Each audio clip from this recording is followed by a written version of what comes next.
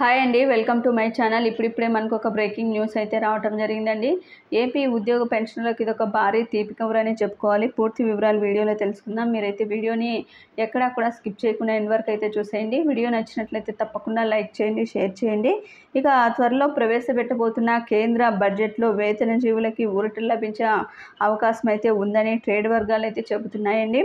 Standard deduction పరిమితిని ప్రస్తుతం సంవత్సరానికి 50,000 ఉండగా ఆ మొత్తాన్ని కూడా ఏకంగా 1,00,000 రూపాయల వరకు కూడా పెంచుతున్నట్లు తెలుస్తుంది.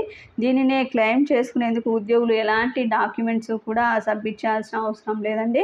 పెన్షన్ అందుకునే మాజీ ఉద్యోగులకు కూడా ఈ స్టాండర్డ్ డిడక్షన్ అయితే వర్తిస్తుందని చెప్పడం అయితే జరుగుతుంది వర్గాలు. ఈ విధంగా ఏపీ ఉద్యోగ పెన్షన్లకు కూడా ఏకంగా 1,00,000 వరకు కూడా ఈ యొక్క స్టాండర్డ్ డిడక్షన్ ఎలాంటి డాక్యుమెంట్స్ కూడా లేకుండానే క్లెయిమ్ చేసుకోవచ్చు. ఇది ఒక గుడ్ న్యూస్గా అయితే చెప్పుకోవచ్చు అండి. మీకు వీడియో నచ్చినట్లయితే తప్పకుండా లైక్ చేయండి, షేర్ చేయండి. Thank you for watching.